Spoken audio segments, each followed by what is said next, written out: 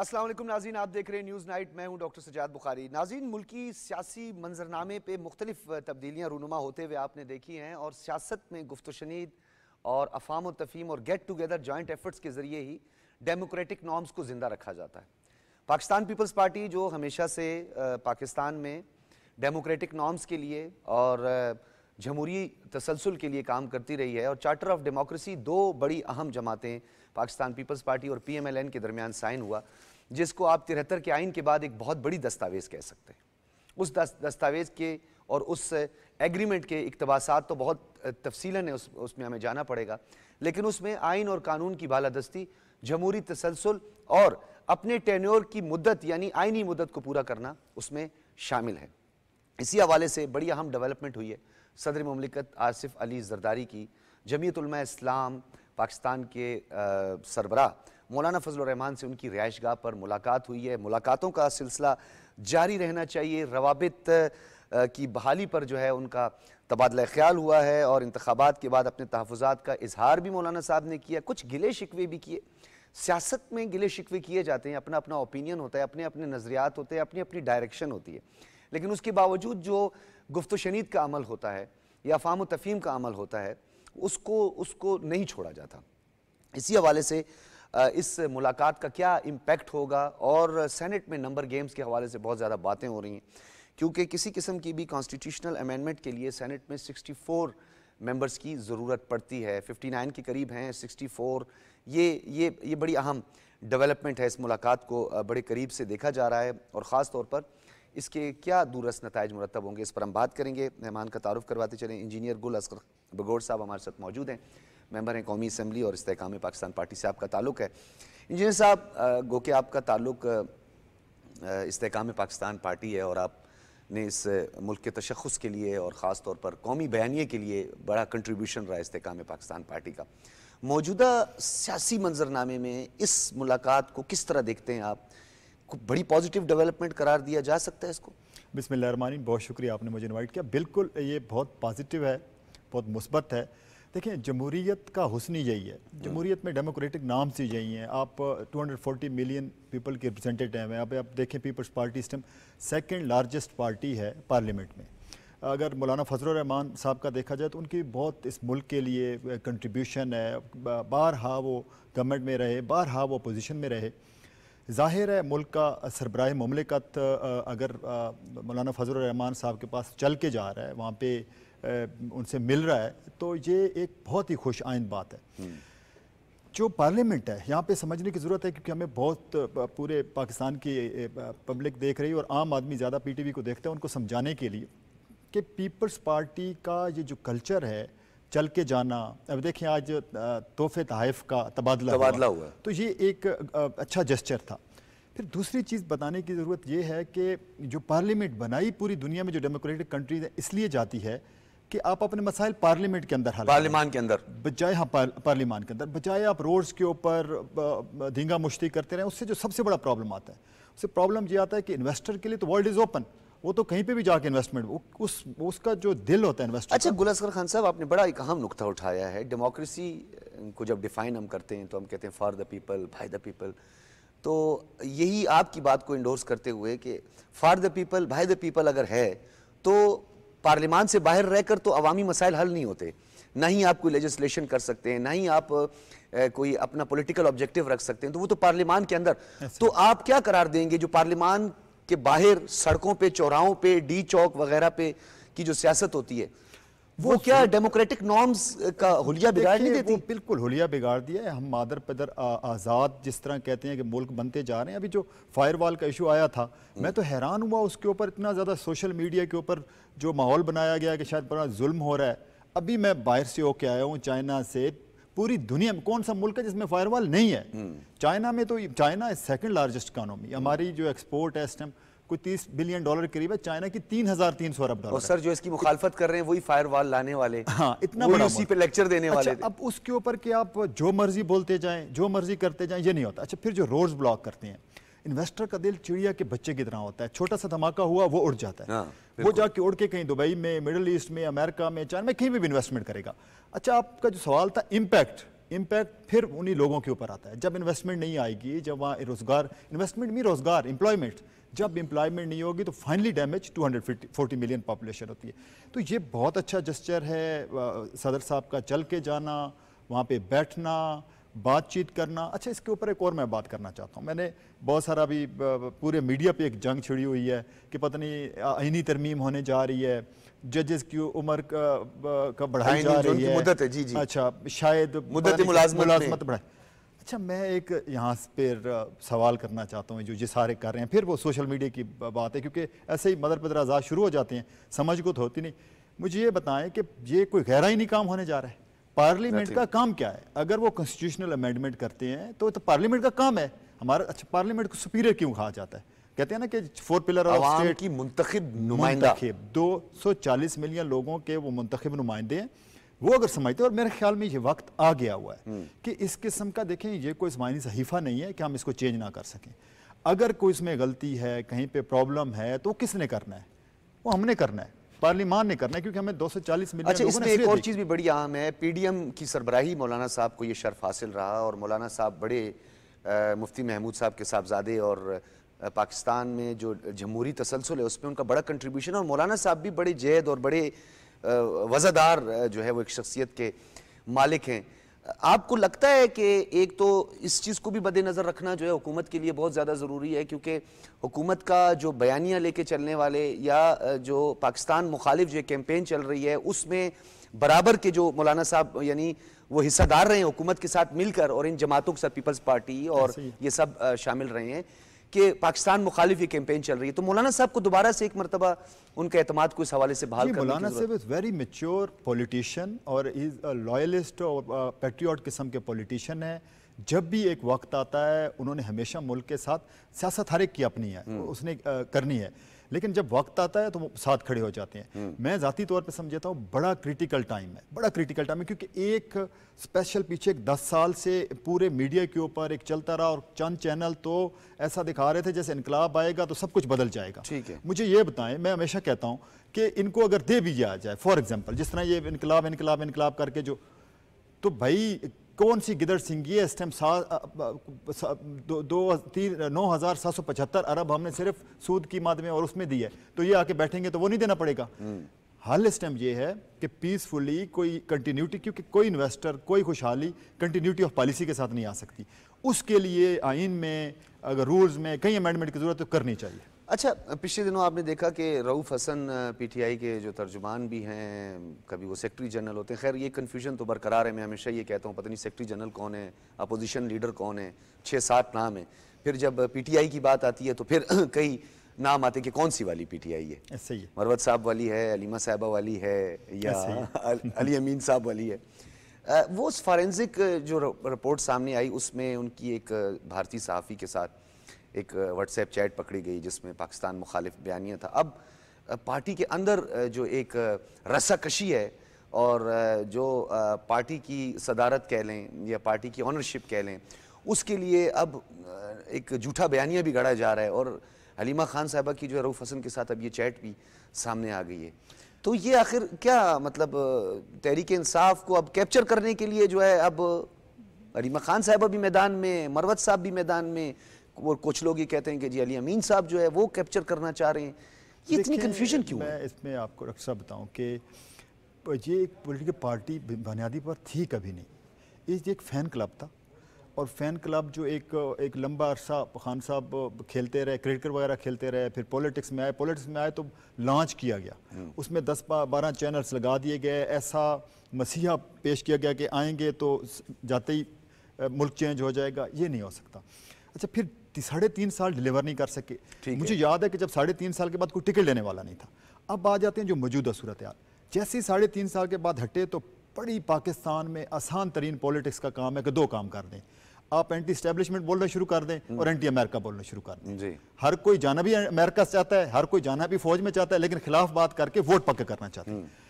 अब ये बड़ा, लेकिन सर इसके लिए भी एक तसलसल की जरूरत है, कंटिन्यूटी की जरूरत होती है, तो यहाँ पे तो कंटिन्यूटी नहीं है। अच्छा, फिर इन्होंने क्या किया, अब जब एंटी एस्टेब्लिशमेंट बयानिया बनाया गया तो जब एंटी एस्टेब्लिशमेंट हमारा तो मुल्क आज अगर इराक नहीं बना, लीबिया नहीं बना, तो एक फौज की वजह से नहीं बना। मेजर स्टेक होल्डर्स को अगर आप स्टेक होल्डर ना समझें तो फिर वो मुल्क तो नहीं चलाएगा ना। ऐसे हुआ, फिर इंडिया इन्वॉल्व हो गया। इंडिया ने क्या किया, यूथ को बिल्कुल वो जो एक फ्री लॉन्सर किस्म के, अब तो वर्ल्ड इज ओपन, अब ये जो हमारे नादान किस्म के जो लोग थे वो वहाँ पे अट्रैक्ट हुए।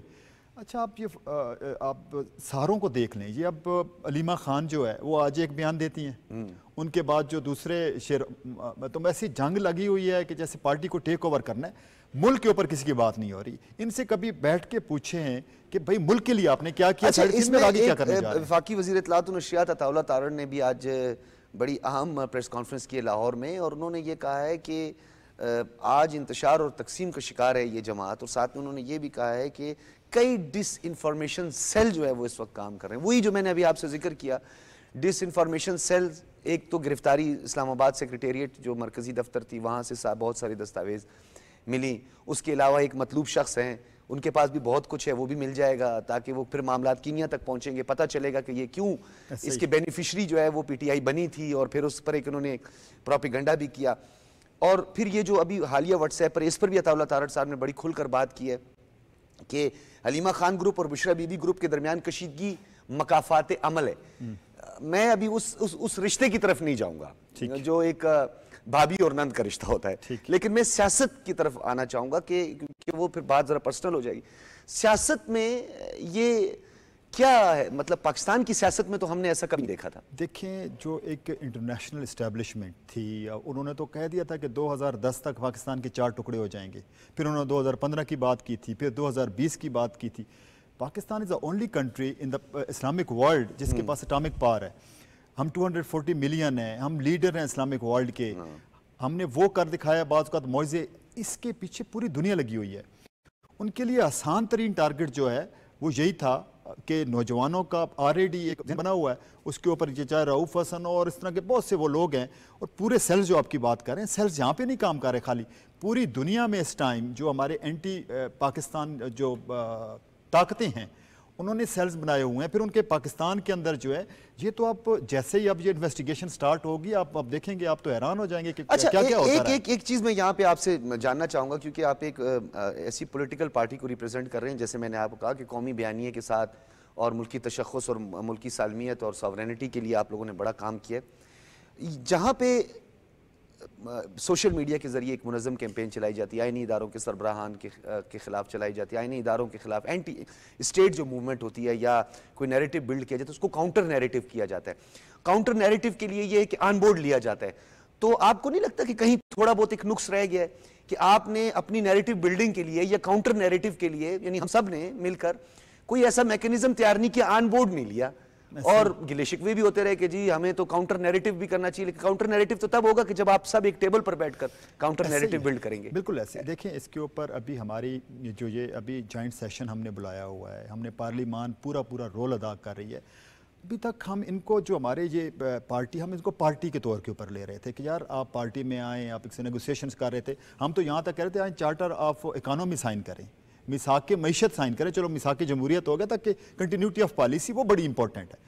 लेकिन यहाँ पे तो और ये तो वो इनकलाब लाना चाहते हैं माजरत के साथ कि इराक में जो अब सद्दाम हुसैन के खिलाफ इनकलाब आया या लीबिया में कज़ाफ़ी के खिलाफ आया, अब भी लीबिया को कज़ाफ़ी वाला लीबिया बनने के लिए अगला 100 साल चाहिए, इराक को सद्दाम वाला इराक बनने के लिए अगले 50 साल मजीद उस पॉइंट पे आने के लिए।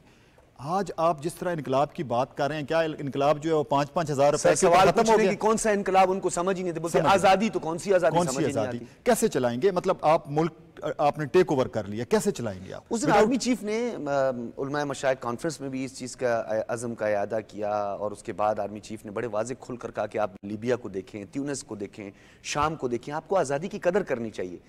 ये हमने भी तो ये ब्रीफ करना है ना, मोटिवेट करना है, मोबिलाइज करना है सोसाइटी को, अपनी यूथ को। उन्होंने तो यूथ को कहा कि मुझे चमकते हुए चेहरे नजर आ रहे हैं।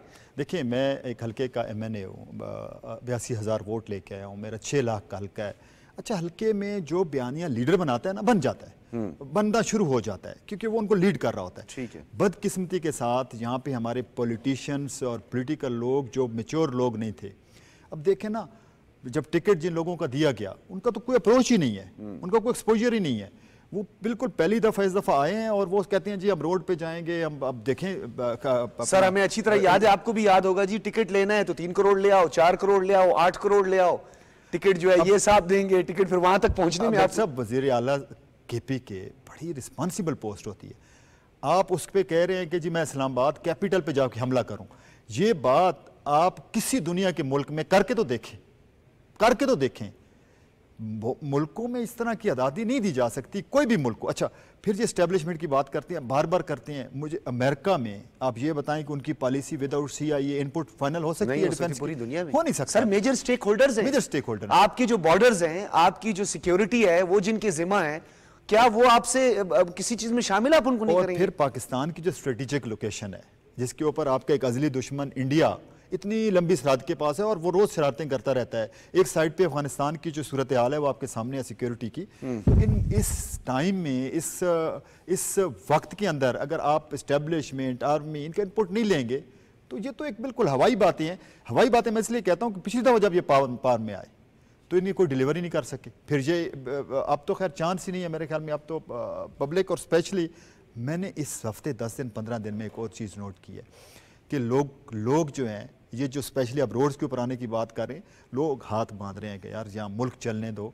हमारे तो घरों में जो है इस टाइम रोजी रोटी का मसला बना हुआ है, क्योंकि मुल्क चलेगा कोई इन्वेस्टर आएगा तो किसी को रोजगार मिलेगा। अच्छा, आपको नहीं लगता कि सियासी जमातें जो हैं वो सेंटीमेंट की बजाय पॉपुलिस्ट या पर्सनैलिटी या शख्सियत परस्ती से निकल कर परफॉर्मेंस पर आकर और एक मैकेनिज्म बताएं कि जी ये हमारा मैकेनिज्म है, इस तरीका ये तरीकाकार होगा, ये हमारी फ्यूचर पॉलिसी है कि जी हम ये कर देंगे, वो करोड़ नौकरियां और 50 लाख घर, ये वो सबसे हट के वो बताएं कि जी ये हमारा जो है ये हमारी स्ट्रेटजी होगी, हम इस तरीके से काम करेंगे, लोगों को इस तरह मोटिवेट करें, लोगों के जज्बात को ही उभारना है। इंडिया अमेरिका कार्ड खेलते रहना है, एंटी एस्टेब्लिशमेंट कार्ड खेलते रहना है। डॉक्टर साहब आप माशाल्लाह बड़े एक्सपीरियंस आदमी हैं इतने अरसे से। हम तो कौन सी स्टैंडिंग कमेटी है पार्लियामेंट की, कौन सा पार्लियामेंट का इजलास है जिसमें हम इनको हाथ जोड़ के नहीं कह रहे कि यार आओ अपने इकोनॉमी पे बात करें, कंटिन्यूटी ऑफ पॉलिसी पे बात करें। आपने तो ऐसा शोर मचा दिया है। आप 2018 में किस तरह आए थे? आपको नहीं पता किस तरह आप लोग आए थे, आपको किस तरह लाया गया था, आपकी कितनी नंबर ऑफ सीट्स थी, उस वक्त क्यों नहीं शोर मचाया आपने? आपका तो एक एक डिसीजन जो है वो किस तरह हो रहा था, एवरीबॉडी नोज। आज आप इतना शोर मचा रहे हैं, पूरे मुल्क को बंद करने की बातें कर रहे हैं, पूरे मुल्क पे हमला करने की बातें कर रहे हैं, शो द मेच्योरिटी। लेकिन मेरा ख्याल है कि अब ये सियासी जमात नहीं रही, ये अब इंतशार एक टोला बन गया इंतशार पसंदों का। तो फिर आर्मी चीफ ने ठीक कहा था, इंतशार अगर आप एक वाज़े सबूत भी आ चुके हैं, एग्रेशन, मुल्क में डिवीजन की सियासत करना है, यही सब कुछ करना है, तो फैसले का वक्त आ गया ना। बिल्कुल आ गया। देखें अब तो आप तो इतने, तो फिर क्या रोजे मैशर का हमें इंतजार है? देखिए प्रेस्टिजियस इंस्टीट्यूट को आप तो लूट करने की कोशिश कर रहे थे। ठीक है, आप जब जॉब पे होते हैं उस वक्त तो ठीक है, आपकी एक ड्यूटी है, आप कुछ कर रहे हैं, आप नहीं कर रहे। जब आप जॉब से हट गए फिर आपके जो राब्ते जो है एस्टेब्लिश हो रहे हैं, आपकी अब चीज़ें रिकॉर्ड के ऊपर आना शुरू हो गई ना। किस लिए? क्या यहाँ पे कोई इनकलाब पुराने ज़माने वाले जंगों के तलवारों के जरिए आप आना चाह रहे थे? आप टेक ओवर करना चाह रहे हैं? यहाँ इंस्टीट्यूशंस हैं, यहाँ पे इंस्टीट्यूशन चल रहे हैं। अच्छा, फिर जिस प्रोग्राम में बैठते हैं कहते हैं जी हम सुप्रीम कोर्ट को नहीं मानते, उसने हमारे खिलाफ दिया, हम इलेक्शन कमीशन को पाकिस्तान को नहीं मानते। क्या है? क्या सियासी जमातों को ये बात समझ नहीं आ जानी चाहिए थी जब उमर अयूब साहब और असद कैसर साहब ने फ्लोर ऑफ द हाउस पे खड़े होकर कहा कि हमने ये मैंडेट नहीं लिया कि हम आपको हुकूमत करने दें, ये मैंडेट भी नहीं लिया कि हम इस पार्लियामान को चलने दें, हमने मैंडेट ये लिया कि आपको यहाँ पे हम ना कानून साजी करने दें ना हुकूमत करने दें। तो हमें विल और हमें इंटेंशन का पता चल गया था ना, हुकूमत को भी पता चल गया था कि ये इंटेंशन है कि एग्रेशन है, डिवीजन है, ना मानने वाली सियासत है, आपस में टकराव है, जलाओ गिराओ है। ऐसे देखें ये तो डेमोक्रेटिक को नॉर्म्स ही नहीं है। आप में जितने मुखालिफ हो जाएं, पॉलिटिक्स में रास्ते हमेशा खुले रखे जाते हैं, हमेशा खुले रखे जाते हैं। इन लोगों ने तो ये कहा है कि हमने मुस्लिम लीग नून को, हमने तो पीपल्स पार्टी को, हमने तो इस्तेकाम पाकिस्तान को, हमने तो MQM को, बाकी किसी को पार्टी नहीं मानते। हाँ। हम तो जमहूरियत में जो उनके साथ हो फिर वो पार्टी है। हाँ, जब जो ये लोग साथ थे तब मानते थे आप, MQM भी आपके साथ थी, क्यों भी आपके साथ थी, उस वक्त आप मान रहे थे। आज आप कहते हैं हमने किसी को भी नहीं माना। ये नहीं चल सकता इस तरीके से। और दूसरा मैं आपको बताऊँ, ये तो अभी लाइट है, मुझे जो आगे नजर आ रहा है एक्शंस मजीद सख्त से सख्त होते जाएंगे, क्योंकि अब इस मुल्क को चलना है। अब जो इंतजार नहीं है ना सर, अब तो देखिए ना एक चीजें वाजे आ रही हैं, ये रऊफ हसन का पकड़ा गया, फिर वो इंडियन जर्नलिस्ट के साथ ये चीज़ें सामने आ गई, फिर बैनुल अक़वामी रवाबित आ गए, फिर वो मरकज़ी सेक्रेटेरिएट से तमाम वो जो अकाउंट्स जो हैं जो ऑपरेट किए जा रहे थे, डिसइंफो, ये सारा कुछ तो अब सर वापसी का ऑप्शन ही नहीं हमारे पास। मैं दूसरी साइड पे भी बात कर रहा हूँ, इकोनॉमिकली भी हम किस तरह अफोर्ड कर सकते हैं इकोनॉमिकली। आज हमारा SIFC रिफॉर्म्स कर रहा है मिलके, हमारी पूरी पॉलिटिकल गवर्नमेंट लगी हुई है, हम मिनरल में रिफॉर्म्स कर रहे हैं, हम एग्रीकल्चर पे रिफॉर्म्स कर रहे हैं, जो हमारी बैकबोन है, दिन रात हम लगे हुए हैं। 24 घंटों में से 20-20 घंटे हम लोग काम कर रहे हैं, हमारी गवर्नमेंट काम कर रही है, इकानमी बेहतर हो। आज हमारी IPP से बातचीत जा रही है, जो तबाही पास्ट में फेरी गई, मतलब है कि गज़ब खुदा का, इसके ऊपर कौन सी इंडस्ट्री चल सकती है जो रेट्स पीछे ये डिसाइड आज स्टेज के ऊपर आ गए। तो हमने इसके ऊपर पूरे का पूरे एक वर्किंग चल रही है। इस स्टेज के ऊपर इनको कैसे हम इजाज़त दें कि आप रोड के ऊपर इंतशार फैलाते फिरें। जी बहुत शुक्रिया इंजीनियर गुल असगर गौड़ साहब, इस्तेहकाम पाकिस्तान पार्टी के रहनुमा और मेंबर कौमी असम्बली हमारे साथ मौजूद थे। नाज़रीन गुफ्तगू आपने सुनी, एक तरफ तर्जुमान रऊफ़ हसन की और बानी PTI की जो हमशीरा हैं हलीमा ख़ान, उनका जो मामला चल रहा है बुशरा बीबी के साथ या जो इशू चल रहा है, वो ज़ातियात पर तो जाने की हमें ज़रूरत नहीं, लेकिन सियासत में किस तरीके से इंतशार की सियासत को फ़रोग़ देना, झूठा बयानिया, झूठ की गर्दान, और ये कहा जाता है, और ये फिर हमने तकारीर भी माजी में सुनी थी बानी PTI के जी के जो झूठ बोलता है वो कभी लीडर नहीं बन सकता, जो अपनी बात से मुकर जाता है वो भी कभी लीडर नहीं बन सकता। कायदे आज़म मोहम्मद अली जिन्ना जो हैं, मेरे लीडर सिर्फ वही हैं। तो कायदे आज़म मोहम्मद अली जिन्ना ने यह भी कहा था कि लीडर वो है जो बड़ा सोच समझ के फ़ैसला करे, और अगर फ़ैसला वो कर ले तो फिर उस पर वो डट जाए। तो लिहाजा ये तमाम कार्ड्स जो हैं वो फेल हो चुके हैं, इन कार्ड्स का इस्तेमाल नहीं करना चाहिए। पाकिस्तान की सॉवरेंटी, पाकिस्तान की सलामती, पाकिस्तान की खुद मुख्तारी, पाकिस्तान के 24 करोड़ आवाम की फलाह बहबूद, उनकी तालीम, उनकी सेहत, उनके बुनियादी मसाइल की तरफ तवज्जो देने की ज़रूरत है। ये बयानियाँ ये दाल में तड़के की तरह है, ये तड़का ख़त्म हो जाएगा और उसके बाद अपनी नॉर्मल सूरत हाल पर सब कुछ आ जाएगा। इसके बाद हम रिमियर खान में जुमेरात के दिन जो एक अफसोसनाक वाक़या रूनुमा हुआ, 12 पुलिस एहलकारों की शहादत, जो कि बहुत सारे सवालात को जन्म दे रही है, किस तरह इन डाकुओं से निजात हासिल की जाए। बलूचिस्तान, पंजाब, इसने मिलकर इसके लिए काम करना है। कैसे ये काम करेगी, क्या मैकेनिज़्म है, क्या इसका तरीक़ाकार अडॉप्ट करने की ज़रूरत है, इस पे बात होगी एक ब्रेक के बाद।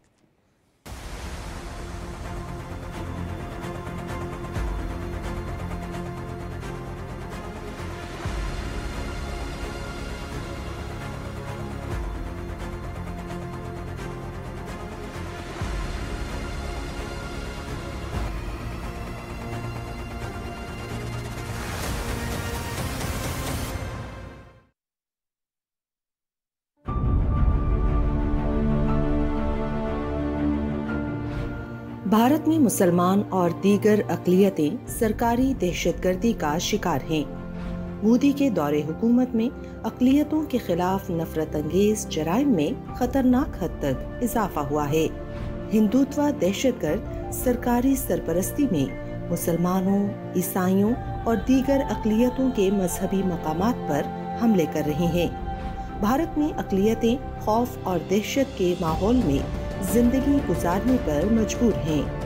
भारत में अक़लियतों को हिंदुत्व दहशतगर्दी से बचाने के लिए आलमी बरादरी को अपना किरदार अदा करना चाहिए।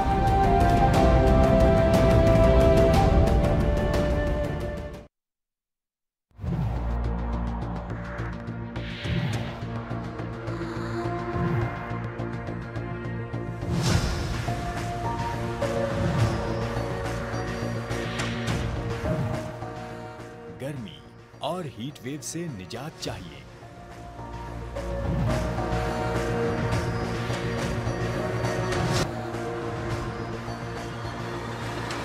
साया चाहिए,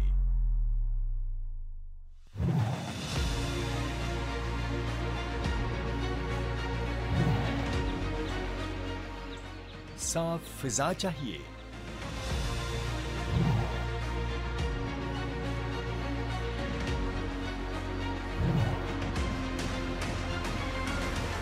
ठंडा मौसम चाहिए,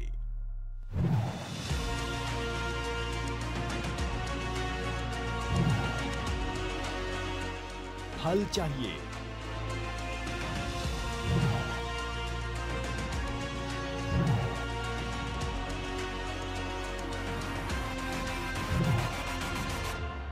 हरियाली चाहिए,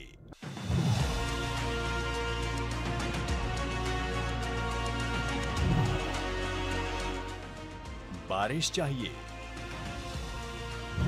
तो निज़ाम कुदरत और माहौल की हिफाजत यकीनी बनाएं। आज ही अपने हिस्से का पौधा लगाएं, उसे दरख्त बनाएं, अपने लिए, अपनी आइंदा नस्लों के लिए।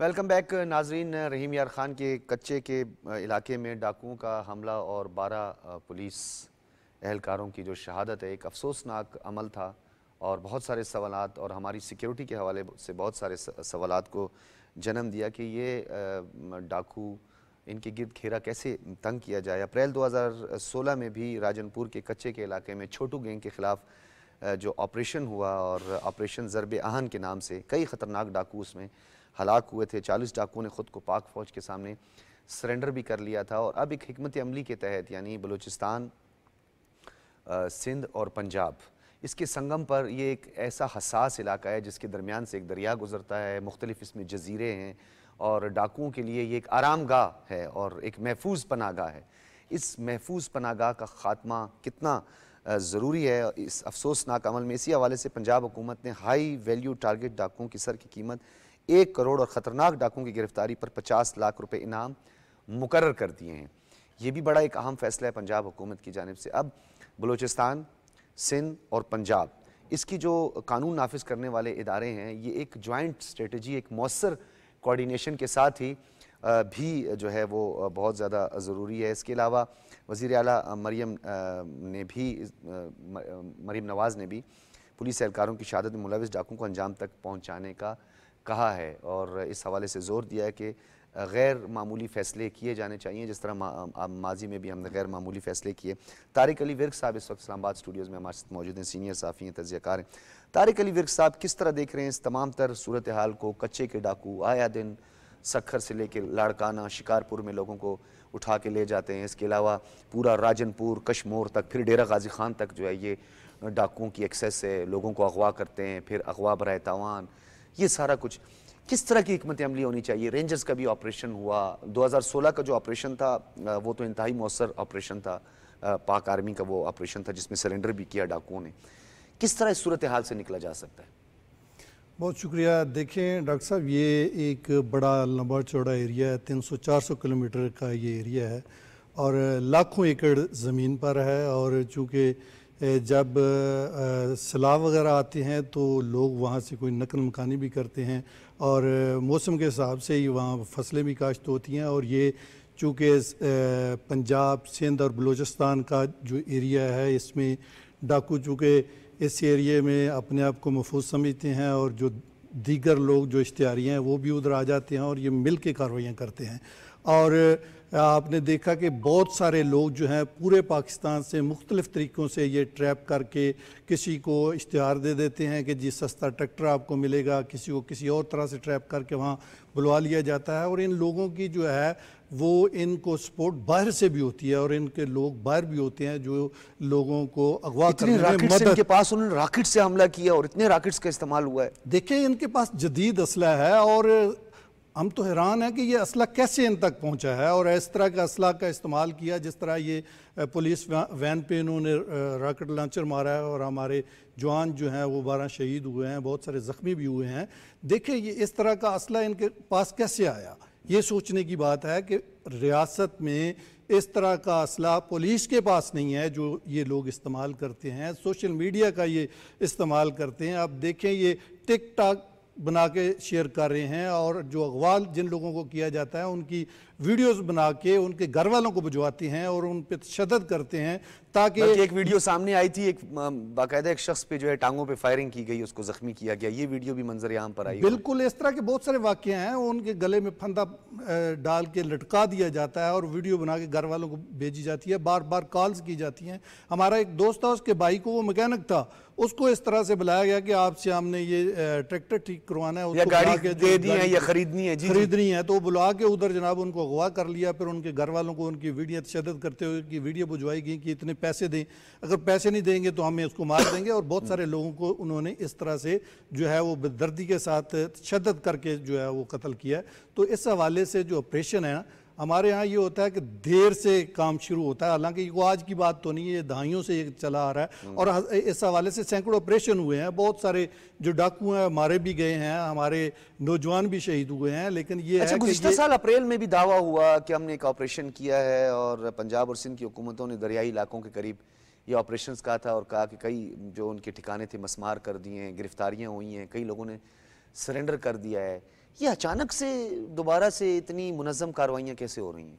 देखिए, पूरी तरह से इनका खात्मा नहीं होता, जिसकी वजह से ये दोबारा इकट्ठे होकर फिर साफ ज़ाहिर है उनके का रोज़गार यही है, ये लोगों को अगवा करते हैं और वो तवान लेते हैं, उनका रोज़गार यही है, उनको कोई पूछने वाला नहीं है, उनकी अपनी रियासत है, उधर कोई जा नहीं सकता, इतना लंबा चौड़ा एरिया है, आम बंदा वहाँ पहुँच ही नहीं सकता, अगर कोई जाएगा तो किसी को रास्ते का पता नहीं है, किस कहाँ वो छुपे हुए हैं। और ये दरिया सिंध के दोनों अतराफ में जो है वो ये लोग बैठे हुए हैं। थोड़ा सा इसका एक और इसके साथ जिक्र करना भी ज़रूरी है, जो राजनपुर, कश्मोर और DI खान का जो इलाका, डेरा गाजी खान का इलाका है, इसकी जो कौमी शाहराह थी वो गैर महफूज थी, उसके लिए बड़े अच्छे फैसले किए। तो उसके बाद अब रात को भी वहाँ पे ट्रैवलिंग होती है।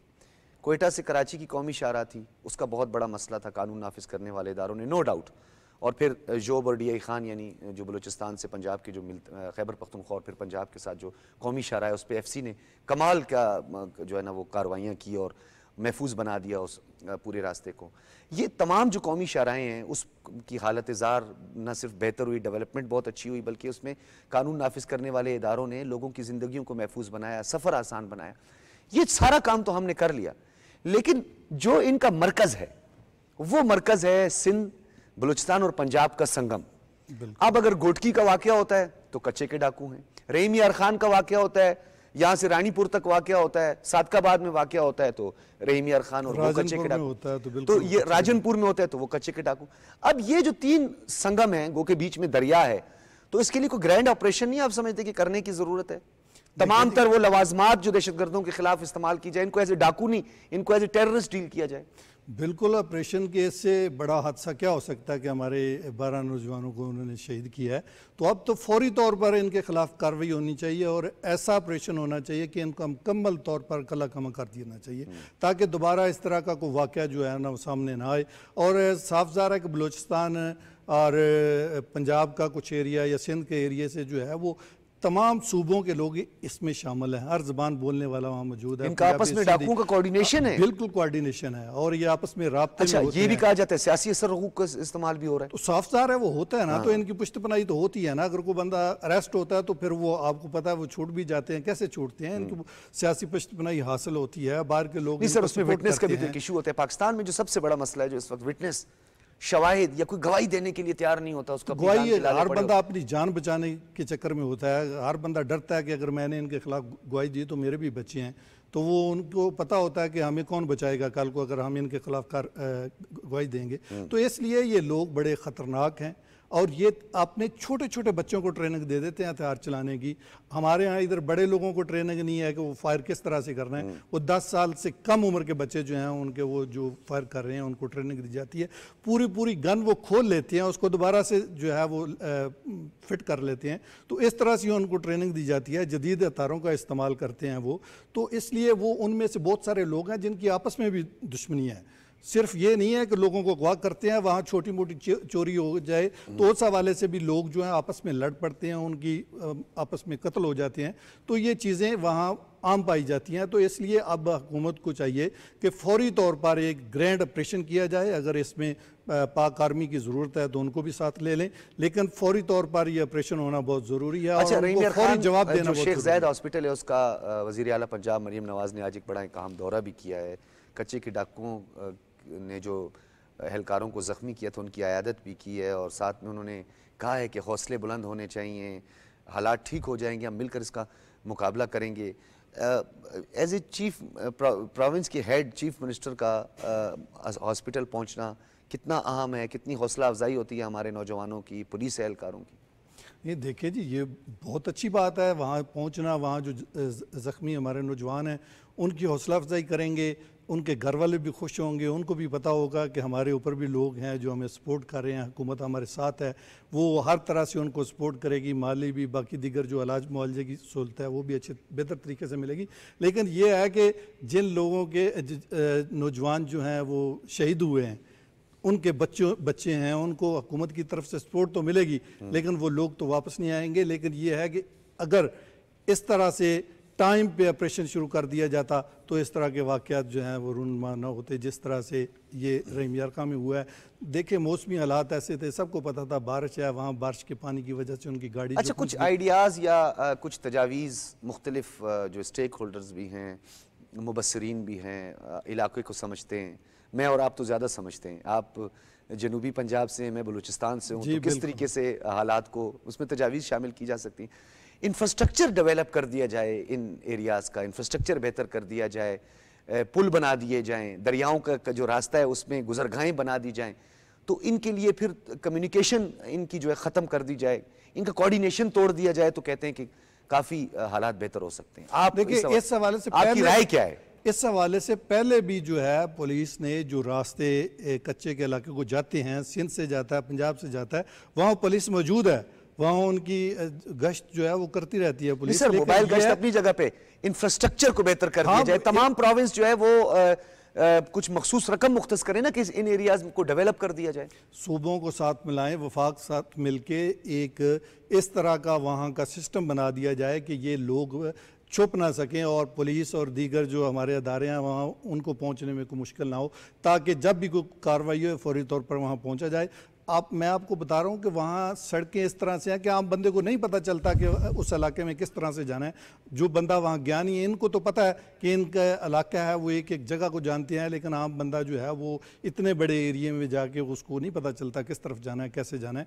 लेकिन जब ये हुकूमत की तरफ से कोई लाएअमल बना लिया जाएगा, इन इलाकों में डेवलपमेंट की बात आप जिस तरह कर रहे हैं, तो चूँकि ये एरिया जो है ना वो दरियाई इलाका है, वहाँ जब सैलाब वगैरह आता है, दरमियान से दरिया गुजर रहे हैं, सैलाब वगैरह आता है तो वहाँ से लोग नकल मकानी कर जाते हैं। तकरीबन 10 लाख के करीब आबादी भी वहाँ मौजूद है, तो ये नहीं है कि बिल्कुल वहाँ लोग ही नहीं रहते। सर, वाटर रिजर्वायर को ज्यादा किया जा सकता है, हाँ किया जा सकता है, वहाँ पे छोटे-छोटे डैम्स बनाए जा सकते हैं, ज़राअत को जो है वो बेहतर बनाया जा सकता है। चूँकि सैलाब की वजह से जब पानी वहाँ से ख़त्म होता है ना तो वो ज़मीन बड़ी बेहतर हो जाती है, वहाँ फसलें बहुत अच्छी उगती हैं, और वहाँ कमाद की फसल जो है वो बेहतर हो रही है, जिसका फायदा जो है ना वो डाकू ने, दालें हो सकती हैं, बाकी चावल हो सकते हैं, बिल्कुल हर तरह की फसल हो सकती है। चूँकि वो बेहतरीन ज़मीन होती है, वहाँ मिनरल्स बहुत ज़्यादा होते हैं, तो वो अच्छी फसलें। अच्छा, एक और अफसोसनाक वाक़या बलूचिस्तान के डिस्ट्रिक्ट पशीन DC ऑफिस के सामने एक धमाका हुआ है जिसमें 2 बच्चे जाँ बहक हुए हैं और 14 अफराद ज़ख्मी हुए हैं, और वज़ीर आज़म ने और सदर आसिफ अली ज़रदारी साहब ने भी इसकी मज़म्मत की है। बलूचिस्तान जो है और ख़ास तौर पर खैबर पख्तूनख्वा दहशत गर्दों के निशाने पे, उसके माहिरीन मुख्तलिफ वजूहात बताते हैं। एक तो वेस्टर्न अलाइनमेंट जो CPEC की बन रही है वो, दूसरा बलूचिस्तान के अंदर और खैबर पख्तूनख्वा के अंदर सो कॉल्ड जो है ना वो लसानी बुनियाद पर लोगों को खड़ा करना और मज़हब की बुनियाद पर खड़ा करना और पाकिस्तान मुखालिफ प्रोपेगेंडा करना, तो ये बड़े सेंसिटिव एरियाज़ हैं जहाँ पर इस धमाके को किस तरह देखते हैं आप? देखिए जी, ये धमाके आपको पता है कि बार बार हो रहे हैं, काफ़ी अरसा दहशतगर्दी पे कंट्रोल किया गया, अब दोबारा से ये सर उठा रही है। आप खैबर पख्तूनख्वा में देखें तो आए रोज़ जो है वो इस तरह के वाक़यात हो रहे हैं, हमारे नौजवानों को शहीद किया जा रहा है। और अफ़गानिस्तान नहीं, इसमें एक सवाल है जो बड़ा अहम सवाल है, क्योंकि डिस्ट्रिक्ट पशीन जो है वो पश्तून बेल्ट है, अगर आप पशीन की बात करें, उसमें करबला की बात करें, उससे पहले जो जितने भी एरियाज़ आते हैं, लोरलाई, या आप टोटल पश्तून बेल्ट की बात करें, यहाँ तो एक रिलीजियस फैक्टर समझ आता है, TTP के वाक़यात होते थे। तो इसका मतलब तो हम ये समझते हैं कि ये अब जितने जो कालादम तंजीमें हैं या जितने भी टेररिस्ट ऑर्गेनाइजेशंस हैं, ये सब अब ऑपरेट कर रही हैं इकट्ठे होके। इसका तो ये मतलब निकाला जा सकता है कि TTP, BLA, BRA, BLUF और ये तमाम जो हैं, ये सब मिलकर जो ये सब कार्रवाइयाँ कर रहे हैं, और ये पैरेलल होते हैं। अगर एक वाक़या पशीन में हो रहा है तो दूसरा पंजगूर में हो रहा है, तीसरा तुर्बत में हो रहा है। बिल्कुल, देखें, ये इनको सपोर्ट हमारे जो दुश्मन ममालिक हैं उनकी है। वो माली तौर पर भी इनको सपोर्ट करते हैं, जिसकी वजह से ये हमारे मुल्क में जो है अमन अमान की सूरत हाल को ख़राब करने के लिए कार्रवाई करते हैं, जिसकी वजह से आप देखें तो ये हमारे नौजवान शहीद हो रहे हैं। लेकिन मसला ये है कि जब हुकूमत की तरफ से जब ऑपरेशन की बात की जाती है कि ऑपरेशन होना चाहिए, तो बहुत सारे लोग जो हैं वो इसकी मुखालफत में आ जाते हैं। जब अगर ऑपरेशन हो जाए जिस तरह से पहले हुए, तो एक मरतबा बिल्कुल दहशतगर्दी का खात्मा हो गया था, तो अब दोबारा से वही लोग जो हैं वो इकट्ठे होके वो उनका एक मुनज़्ज़म जो है वो एक कार्रवाई। अच्छा, ये मैं क्योंकि अपनी इसको कंक्लूड करूंगा प्रोग्राम को, तो इस नुक्ते को मैं उठा के ज़रा अपने नाज़रीन को भी इस हवाले से थोड़ी सी एक बात करूंगा, क्योंकि आपने कहा कि इन 2 एरियाज़ में जब ऑपरेशन होता है तो लोग क्यों खड़े हो जाते हैं। तारिक अली विर्क साहब, आपका बहुत शुक्रिया, आपकी तशरीफ़ आवरी का, और ख़ास तौर पर कच्चे का हालिया वाक़या और डिस्ट्रिक्ट पशीन में जो एक अफसोसनाक वाक़या हुआ है, बम धमाका हुआ, जिसमें 2 बच्चे, जिनको हम मासूम फरिश्ते कहते हैं, आप उसको निशाना बनाकर फिर किस काज की बात करते हैं? क्या लॉजिक है आपके पास? Is this justified? ये किसी सूरत में जस्टिफाइड नहीं हो सकता। बलूचिस्तान और खैबर पख्तूनख्वा दहशत गर्दों के निशाने पर क्यों? क्योंकि मैं अरसे दराज से फॉरेन अफेयर्स और अपने ये जो थ्रू आउट जो है बात कर रहा हूँ, और CPAC के हवाले से मैं बात करता आ रहा हूँ, तो उसमें ये नुक्ता बताना बहुत ज़्यादा ज़रूरी है कि खैबर पख्तूनख्वा जो कि अफ़गानिस्तान का बॉर्डर, जिसमें नूरिस्तान से लेकर पख्तिया, कुनड़, निंगर और निंगरहार वगैरह का एरिया बनता है। फिर इस तरफ बलूचिस्तान में अगर आप आएँ तो फिर आपको कंधार, हेलमंद और ये जो है बॉर्डर लगता है। तो अफ़गानिस्तान एक तरफ बड़ा मैटर करता है, क्योंकि हमारे दुश्मन जो है वो अफ़गानिस्तान की सरज़मीन को इस्तेमाल करते हैं, ना सिर्फ हमारे कानून नाफिज करने वाले इदारों के ख़िलाफ़, बल्कि 2014 में मुझे याद है उस वक्त के वज़ीर दाखिला ने यह बात की कि 33 से ज़्यादा हॉस्टाइल इंटेलिजेंस एजेंसीज़ यहाँ पर काम कर रही हैं। तो जो आपका हसास इलाका होता है, जहाँ पर दहशतगर्दी के वाक़यात ज़्यादा होते हैं, तो वहीं पर ऑपरेशन किया जाता है। जहाँ ऑपरेशन करने की ज़रूरत है वहाँ पर ऑपरेशन किया जाता है। फिर आपका CPAC का जो मगरबी रूट है, मैं तो हैरान हूँ, वो लोग आज इस बात पे तनकीद कर रहे हैं जो कि कहते थे कि मगरबी रूट पे काम नहीं हो रहा CPAC की, वेस्टर्न अलाइनमेंट होनी चाहिए, मगरबी रूट से इसके ट्रेड कॉन्वॉय जो है वो CPAC के जाने चाहिए। तो इस मगरबी रूट को ही तो महफूज बनाना है, क्योंकि इसी मगरबी रूट पे हमारे दुश्मन अपने आलाकार के जरिए यहाँ पर एक खौफ की फिजा, एक खौफ फैलाना चाह रहे हैं, ताकि यहाँ पे इन्वेस्टर ना आए। यहाँ पे जो इकोनॉमिक जोन है, चाहे बोस्तान से लेकर गवादर फ्री जोन हो या फिर इधर रशकई की अगर हम बात करें, तो ये पूरा जो एरिया है इसमें न सिर्फ बॉर्डर इन्वॉल्व है, बल्कि दहशतगर्दी के जो फैक्टर्स हैं वो सब के सब यहाँ इस वक्त हमें बलूचिस्तान में नजर आ रहे हैं। तो जहाँ पे जख्म होता है वहीं पे मरहम रखी जाती है। तो ये कोई लॉजिक नहीं है कि जी अगर जख्म है तो आप क्यों मरहम रख रहे हैं, आप वहाँ पे क्यों मरहम नहीं रखते जहाँ पे जख्म नहीं है। तो ये ऑपरेशन का सिलसिला जो है वो जारी रहना चाहिए। नाज़रीन, आपने गुफ्तगू सुनी, फीडबैक जरूर दीजिएगा। इजाज़त दीजिए, अल्लाह हाफ़िज़।